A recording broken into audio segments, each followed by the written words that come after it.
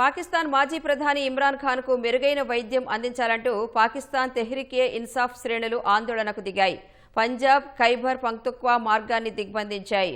అఠోక్ వంతెనపై ఇమ్రాన్ ఖాన్ మద్దతుదారులు పీటీఐ శ్రేణుల ఆందోళనతో ట్రాఫిక్ స్తంభించింది. దీంతో ఖైబర్ పఖ్తూన్ఖ్వాకు పాక్లోని ఇతర ప్రాంతాలకు సంబంధాలు తెగిపోయాయి. కొన్ని గంటల పాటు వందల కొద్దీ వాహనాలు బారులు తీరాయి. ఇస్లామాబాద్ పార్లమెంటుకు సమీపంలోనూ పీటీఐ శ్రేణులు బైఠాయించాయి. జైల్లో తమ సోదరుని చంపేందుకు ఆర్మీ చీఫ్ మునీర్, పాకిస్తాన్ అంతర్గత వ్యవహారాల శాఖ మంత్రి, Pakistan cricket board PCB chief Mohsin Naqvi కుట్ర చేస్తున్నారని ఇమ్రాన్ సోదరీమణులు మంగళవారం ఆరోపించారు. ఇమ్రాన్ ఖాన్ అంధునిగా మారబోతున్నట్లు సుప్రీంకోర్టు నియమించిన న్యాయవాది వారం రోజుల క్రితం తెలిపారు. ఆయన కుడికన్ను చూపు 15% మిగిలి ఉందని సుప్రీంకోర్టుకు రాసిన 7 పేజీల లేఖలో పేర్కొన్నారు. ఆ తరువాతనే ఇమ్రాన్ ఖాన్ను కలిసేందుకు తమకు అవకాశం కల్పించాలని ఆయన కుటుంబ సభ్యులు డిమాండ్ చేశారు.